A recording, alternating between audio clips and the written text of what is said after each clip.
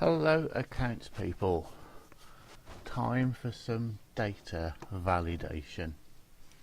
The purpose of this is errors, trying not to make them, but also we can show up additional features, values that are too high, unusual occurrences as soon as we type in a number. There are various versions of data validation. This one, the first thing I'm going to do is make sure that I'm only ordering off a legitimate supplier. The same facility is also used in my invoices and my VLOOKUP exercise. So first thing, data validation, I'm only allowed to put into these boxes that cells that I've highlighted a list. Data validation, allow for list. Tell the computer where the list is. It's our list of authorized suppliers. There we are. Gives me a nice drop down box, and I can only order from an approved supplier. It could of course be a list of customers. I can link it to addresses, etc, etc. Next one then, so the value.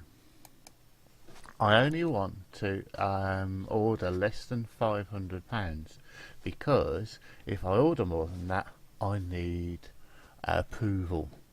So select the cells, data validation. So here, first of all, an input message, and the input message is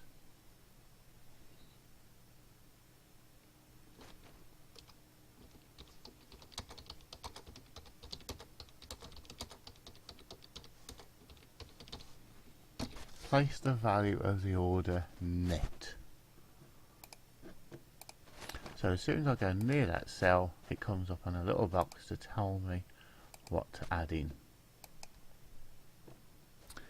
Next one, I also need to make sure that as well as an input message, I'm not allowed to order, well, we'll have a decimal, maximum or greater than or equal to, less than or equal to 500.0. And then the error alert, so that will stop, either warn me or stop me according to whatever I tell this instruction. A stop will stop me from putting in anything more than 500. So here we go, just to prove it. 400, no problem. 501, and I can't. So go back to that. Let's try the alternatives. So instead of stopping, I might have a warning.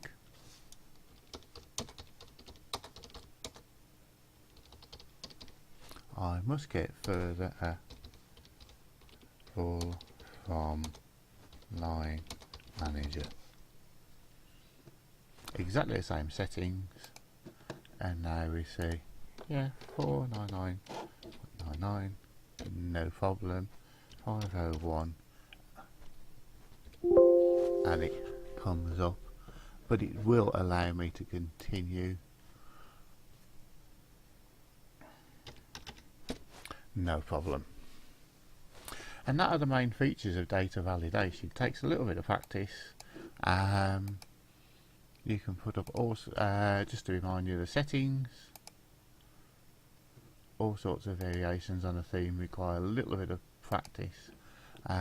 Input message and error alert and lists, and that's virtually everything you'll have to do on data validation.